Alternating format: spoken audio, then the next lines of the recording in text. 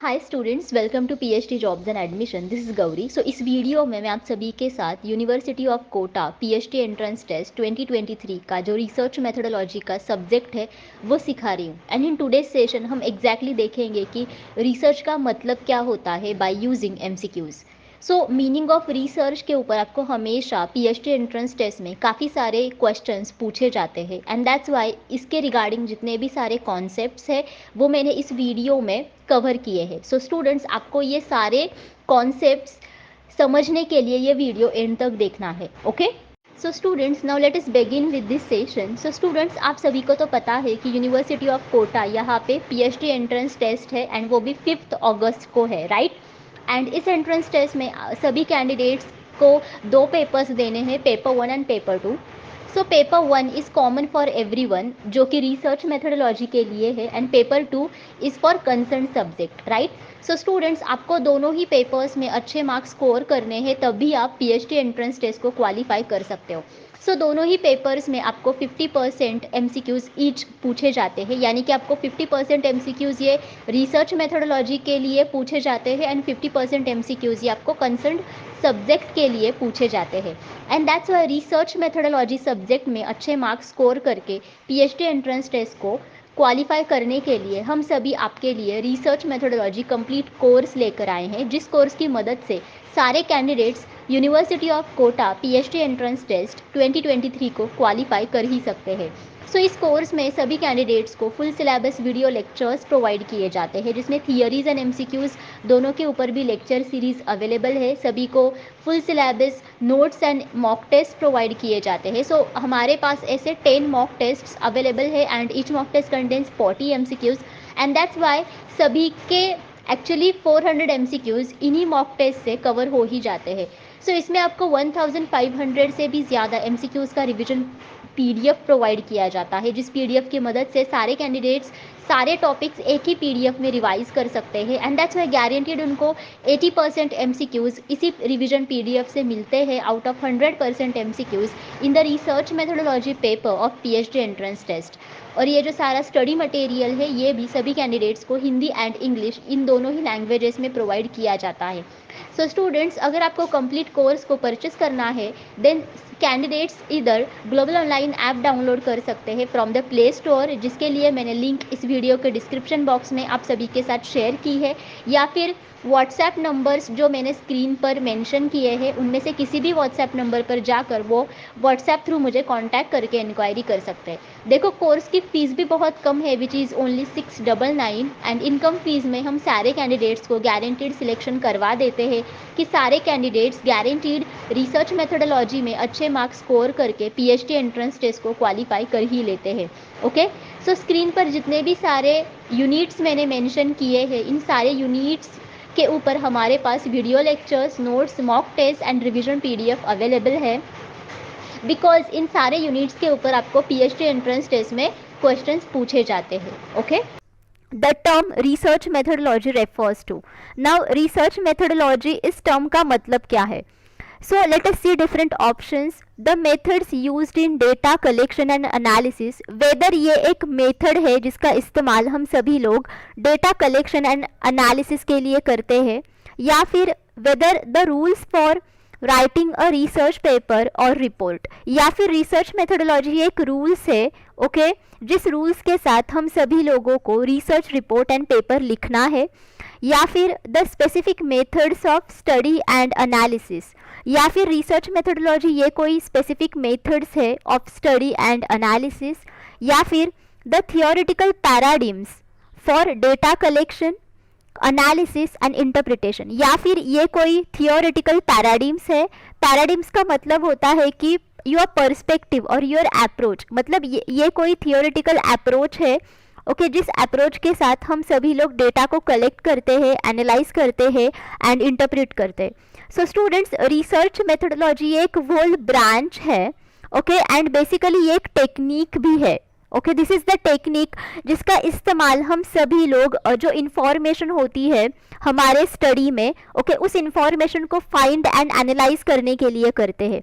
And as well research methodology के जितने भी सारे टेक्निक्स हैं उनकी मदद से हम सभी लोग ये भी इंश्योर कर सकते हैं कि वेदर हमारे रिसर्च के रिजल्ट्स वाकई में वैलिड एंड रिलायबल है या नहीं। एंड उसकी वजह से हम लोग ये भी एड्रेस कर सकते हैं कि really the results are addressable to the research objectives or not। Okay, मतलब रिसर्च ऑब्जेक्टिव्स हमने रिजल्ट्स के साथ एड्रेस किए हैं या नहीं किए हैं, ये भी हमें इससे पता चलता है। And that's why your correct answer should B 4, because research methodology ये एक थियोरेटिकल अप्रोच है जिस अप्रोच के साथ हम सभी लोग डेटा को कलेक्ट करते हैं, उसको एनालाइज करते हैं एंड एज वेल उसको इंटरप्रीट भी करते हैं। Okay, next, in simple terms reliability is the. So simple terms में रिलायबिलिटी का मतलब क्या है? So whether it is a consistency of scores on tests. Okay, मतलब ये कोई टेस्ट के स्कोर्स की कंसिस्टेंसी है, या फिर appropriateness of interpretation based on test scores, या फिर ways in which people are the same, या फिर rank order of participants on some measure. So basically students, reliability ये जो कॉन्सेप्ट है ये बहुत ही इम्पॉर्टेंट कॉन्सेप्ट है रिसर्च में, बिकॉज रिलायबिलिटी जो है बेसिकली इसका मतलब होता है कि how stable you are getting the results of your whole research process. मतलब अगर आप किसी भी रिसर्च प्रोसेस को बार बार डिफरेंट सिचुएशंस में करते हो by using the similar statistical test, then उसके बाद आपको बार बार कितनी बार स्टेबल रिजल्ट्स मिलते हैं। ओके, मतलब कंसिस्टेंट आपको रिजल्ट्स मिलते हैं, उसे बेसिकली रिलायबिलिटी कहा जाता है। And that's why your correct answer should be 1। Okay, यानी कि consistency of scores on tests. Okay, all of you getting, and that's why this is the correct answer. इसी के साथ हम आप सभी के लिए university of Kota PhD entrance test 2023 का पेपर 2 का स्टडी मटेरियल भी प्रोवाइड करते हैं, जिस स्टडी मटेरियल की मदद से सारे स्टूडेंट्स पेपर 2 में भी अच्छे मार्क्स स्कोर कर ही लेते हैं। सो इस स्टडी मटेरियल में सभी स्टूडेंट्स को full syllabus notes and MCQs provide किए जाते हैं। सो एमसीक्यूज़ सेक्शन में सभी स्टूडेंट्स को most expected MCQs and PYQs provide किए जाते हैं, जिनकी मदद से सारे स्टूडेंट्स पेपर 2 में अच्छे मार्क्स स्कोर कर ही देते हैं। सो स्क्रीन पर जितने भी सारे सब्जेक्ट्स मैंने मेंशन किए हैं उन सारे सब्जेक्ट्स के ऊपर हमारे पास पेपर 2 का स्टडी मटेरियल अवेलेबल है। अगर स्टूडेंट्स को किसी और सब्जेक्ट के लिए स्टडी मटेरियल चाहिए देन उसके लिए स्टूडेंट्स मुझे कमेंट करके पूछ सकते हैं। पेपर 2 स्टडी मटेरियल की फ़ीस सिर्फ 999 है एंड इनकम फीस में हम सारे कैंडिडेट्स को गारंटीड सिलेक्शन करवा ही देते हैं। To join paper 1 and paper 2 courses students मुझे स्क्रीन पर दिखाई गए नंबर्स पर जाकर व्हाट्सएप थ्रू कांटेक्ट कर सकते हैं। Next, operational definitions have. Now operational definitions को क्या होता है, मतलब उनके कैरेक्टरिस्टिक एग्जैक्टली क्या है, वेदर उनका जो मीनिंग लिमिटेड है या फिर उनका एक्सटेंसिव मीनिंग है या फिर सेक्टरल मीनिंग है या फिर universal meaning. Okay, so first of all हम लोग ये देखते हैं कि एग्जैक्टली ऑपरेशनल डेफिनेशंस है क्या।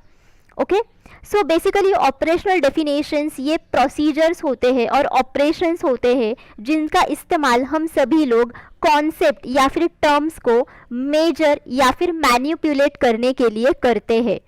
Okay, and as well operational definitions ये हम सभी को क्लियर एंड स्पेसिफिक एक्सप्लेनेशन भी प्रोवाइड करती है ऑफ अ स्पेसिफिक कॉन्सेप्ट और टर्म।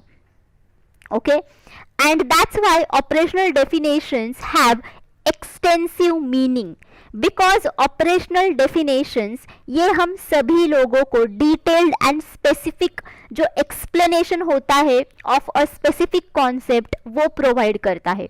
and इसका मतलब यही होता है कि it has an extensive meaning। okay, and that's why आप सभी का आंसर यहाँ पे 2 आना चाहिए, which is extensive meaning। Next, external validity in research refers to। Now external validity in research का मतलब क्या है? So students, जैसे कि मैंने आपको इसी वीडियो में बताया था कि reliability ये बहुत ही important concept है research में, and along with that validity ये भी बहुत ही important concept है। and validity के 2 types होते हैं, external validity and internal validity, and यहाँ पे आपको एक्सटर्नल वैलिडिटी के बारे में पूछा है. So let us see different options over here. The rigor of the study, यानी कि अध्ययन की कितनी ज्यादा कठोरता है वो, या फिर एक्यूरेसी ऑफ अ प्रोसीजर, मतलब जो प्रोसीजर आप यूज कर रहे हो उसकी एक्यूरेसी कितनी है, या फिर the relation of the research problem with the researchers personal life, या फिर the extent of generalisability that the results provide, यानी कि आप कितने एक्सटेंट के साथ अपने रिसर्च प्रोसेस के रिजल्ट्स रिसर्च के बाहर के सिचुएशन पर जनरलाइज कर सकते हो. Okay, so let us see what is exactly external validity. So students, external validity का मतलब होता है कि external factors that can affect study must be controlled. मतलब जितने भी सारे एक्सटर्नल फैक्टर्स होते हैं जो हमारे स्टडी को अफेक्ट करते हैं उनको कंट्रोल करना, यानी कि external validity. Okay, and one more thing is that कि कितने एक्सटेंट के साथ रिसर्च के आउटकम्स हम सभी लोग रिसर्च के बाहर के सिचुएशंस पर जनरलाइज कर सकते हैं और अप्लाई कर सकते हैं. सो this is nothing but external validity, and that's why your correct answer should B 4. Okay, and what is the meaning of validity students? Validity in research basically stands for accuracy of procedures, research instruments और tests. मतलब जितने भी सारे procedures, research instruments और tests हम सभी लोग हमारे रिसर्च प्रोसेस में यूज करते हैं, सो उनकी एक्यूरेसी क्या है? सो this is nothing but the validity. Okay, next, which of the following is a measure of consistency? Now इनमें से कौन सा ऑप्शन ऐसा है जो कंसिस्टेंसी का मेजर है, यानी कि जिसकी मदद से हम सभी लोग कंसिस्टेंसी को मेजर कर सके? So whether it is validity, और वेदर इट इज ऑब्जेक्टिविटी, और वेदर इट इज रिलायबिलिटी, और whether it is credibility. So students, now all of you understood that कि अगर हम लोग कंसिस्टेंसी की बात करते हैं देन वहां पे जो कॉन्सेप्ट आता है रिसर्च का वो आता है रिलायबिलिटी, एंड अगर हम लोग एक्यूरेसी की बात करते हैं देन वहां पे कॉन्सेप्ट आता है validity. And that's why in this question आपका आंसर आना चाहिए 3, which is reliability. Because reliability जो है इसका मतलब यही होता है कि आप किसी भी सिचुएशन में रिसर्च प्रोसेस को अगर रिपीट करते हो with the same statistical test then आपको हर बार वही रिजल्ट्स मिलते हैं, and this is nothing but the reliability, and that's why reliability is basically refers to the repeatability. Okay, मतलब जब भी आप पूरे रिसर्च प्रोसेस को रिपीट करते हो देन आपको बार बार वही स्टेबल रिजल्ट्स मिलते हैं. ओके, एंड रिलायबिलिटी को हम लोग मेजर नहीं करते, बेसिकली रिलायबिलिटी को एस्टिमेट किया जाता है, इसको मेजर नहीं किया जाता है. ओके, ये पॉइंट आप कंसिडर करो. And all of you now understood exactly what is validity. Okay, objectivity का मतलब होता है कि आप basically objectively research कर रहे हो, मतलब unbiased, whatever you are doing is unbiased, वहाँ पे सभी चीजें fairly हो रही है. This is nothing but the objectivity. And what is credibility? Okay, so credibility refers to extent to which research account is believable and appropriate with particular reference, okay, to level of agreement between participants and researcher. So credibility का मतलब ये होता है कि कितने extent तक research account ये believable है and appropriate है with particular reference, okay, to level of agreement between participants and researcher. मतलब बेसिकली क्रेडिबिलिटी एक ऐसा एक्सटेंट है जिसकी मदद से हम लोग जान सकते हैं कि पार्टिसिपेंट्स एंड रिसर्चर के बीच में कितना बिलीवेबल रिश्ता है. All of you getting? And that's why इस क्वेश्चन का आपका जो आंसर है वो बेसिकली 3 आना चाहिए, which is reliability. Next is the best meaning of research is. Now research का सबसे बेस्ट मीनिंग क्या है? So let us see here options.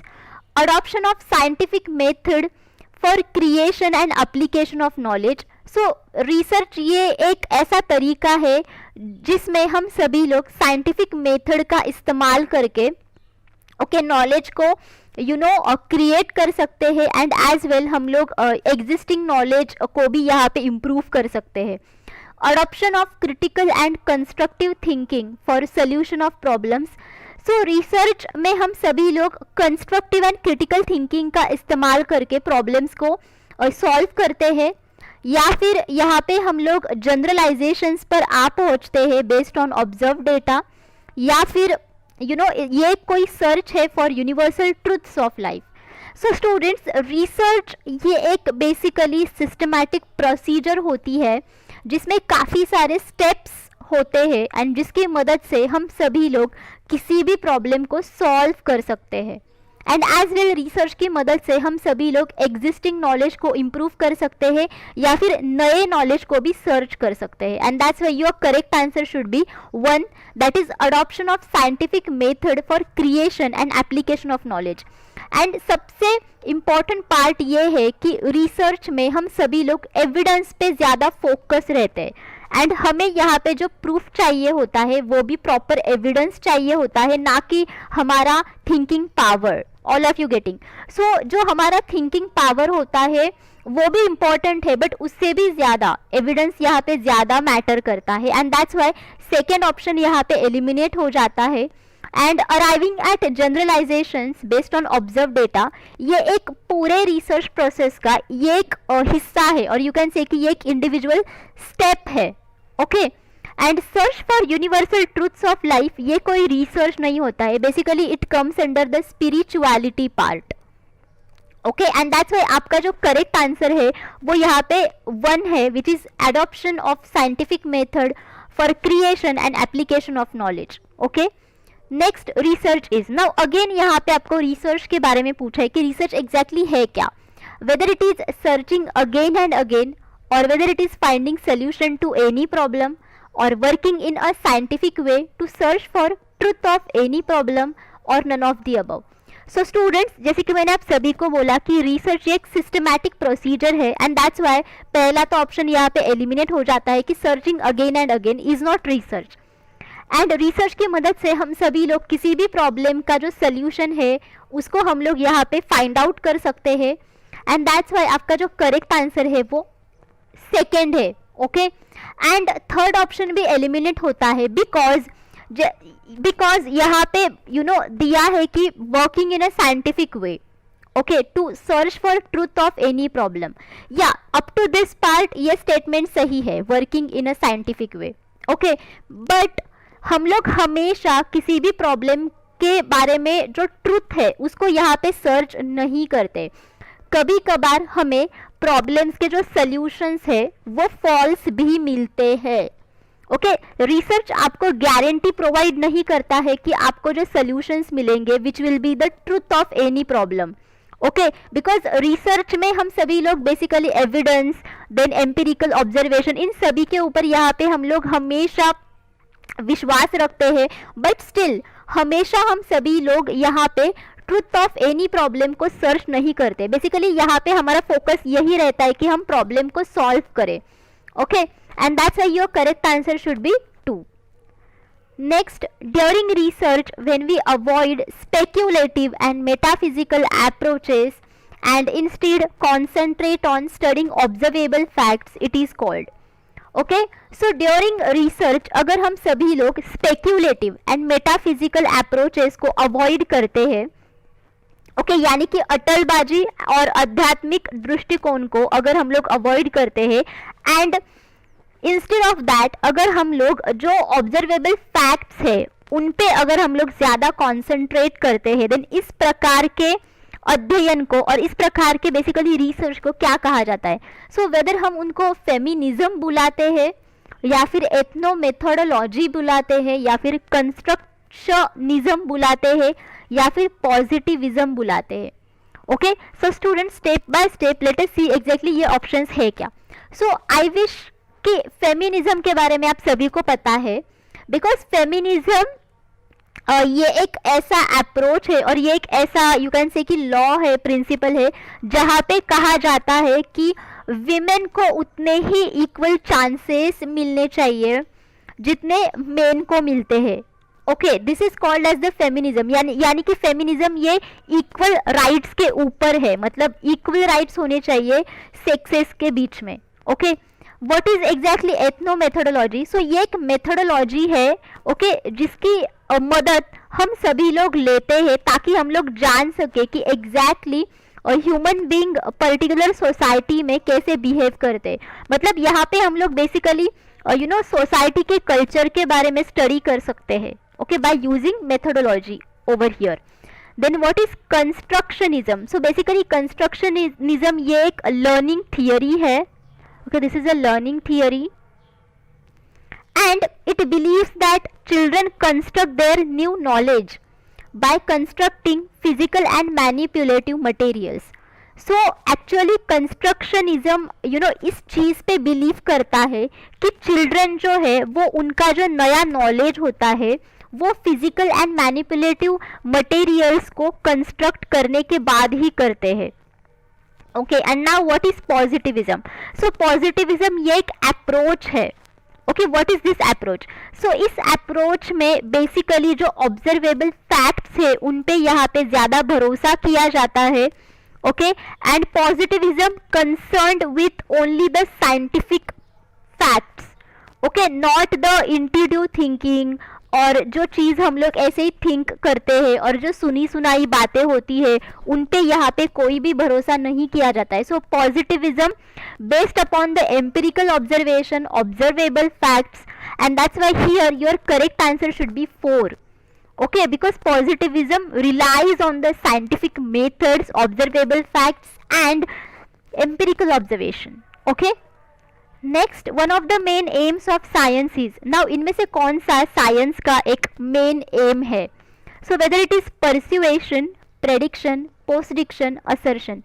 So students, now all of you understood that कि science का जो main M है वो यही है कि प्रेडिक्शन करना.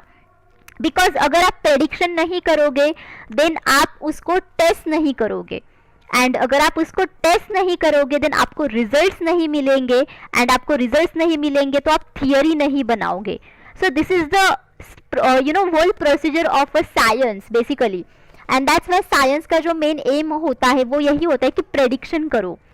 What is persuasion? Persuasion का मतलब होता है कि दूसरे पर्सन को कन्विंस करना. Okay, this is nothing but the persuasion. Post diction यानी कि जो गुजरे हुए फैक्ट्स है या फिर इंसिडेंट्स है, ओके, उसके बारे में इंफॉर्मेशन बताना, this is called as postdiction. And देखो पोस्ट डिक्शन ये एग्जैक्टली अपोजिट है प्रेडिक्शन से. जो जैसे प्रेडिक्शन यानी कि इंसिडेंट्स होने से पहले हम लोग उसको प्रेडिक्ट करते हैं, उसके बारे में इंफॉर्मेशन देते हैं, बट पोस्ट डिक्शन में जो इंसिडेंट्स पहले से ही हो चुका है उसके बारे में डिस्क्रिप्शंस देते हैं हम लोग. And what is assertion? Assertion ये एक ऐसा स्ट्रॉन्ग असर्टिव स्टेटमेंट होता है जिसमें हम लोग रियलिटी के बारे में बताते हैं कि यस ये चीज़ है ही. सो उसमें हम लोग बहुत कॉन्फिडेंस रहते हैं, मतलब देते हैं कि yes this is there. So this is called as the assertion. Okay, Dash has established a close relationship between the growth of thinking and the development of mathematical concepts. So इनमें से कौन सा ऑप्शन ऐसा है जिसने thinking का जो growth है एंड जो मैथमेटिकल कॉन्सेप्ट्स है उसके जो डेवलपमेंट है इनके बीच में रिलेशनशिप को इस्टेब्लिश किया है? सो वेदर ये रिसर्च है या फिर टेस्ट्स है या फिर इक्वेशन है या फिर डेमोन्स्ट्रेशन है. So students, if you have noticed कि जैसे ही हम लोग प्रीलिमिनरी स्कूल से लेकर हाई स्कूल में आए, देन आफ्टर दैट यूनिवर्सिटी में गए, सो वैसे वैसे हमारी जो थिंकिंग लेवल है उसमें भी काफ़ी सारी ग्रोथ हुई है, राइट. एंड एज वेल जितने भी सारे मैथमेटिकल कॉन्सेप्ट्स हमने अभी तक सीखे हैं from preliminary school to the university, okay, वो कॉन्सेप्ट्स भी डेवलप होते गए हैं. मतलब सबसे पहले तो हमने न्यूमेरिकल सीखा, राइट. देन आफ्टर दैट हमने काफ़ी सारे इक्वेशन सीखे, देन आफ्टर दैट हमने काफ़ी सारे मैथमेटिकल कॉन्सेप्ट सीखे, एंड आजकल तो हम सभी लोग मैथमेटिकल कॉन्सेप्ट्स को बिजनेस में अप्लाई भी करते हैं. सो जैसे जैसे हमारे थिंकिंग की ग्रोथ होने लगती है वैसे वैसे ही मैथमेटिकल कॉन्सेप्ट्स भी डेवलप हुए हैं. मतलब एक्चुअली जितने भी सारे मैथमेटिकल कॉन्सेप्ट्स अभी तक हमने सीखे हैं, सो उसका जो रिलेशनशिप है वो बेसिकली हमारे थिंकिंग लेवल पर जाता है.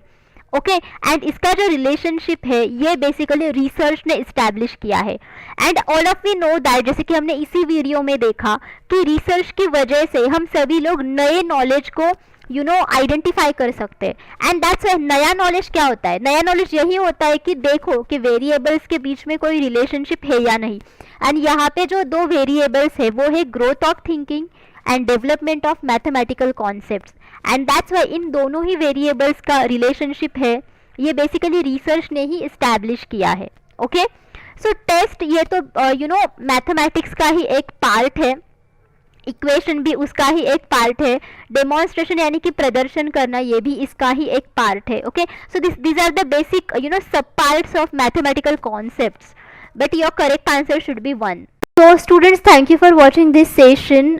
So if you have any doubts you can ask me in the comment box.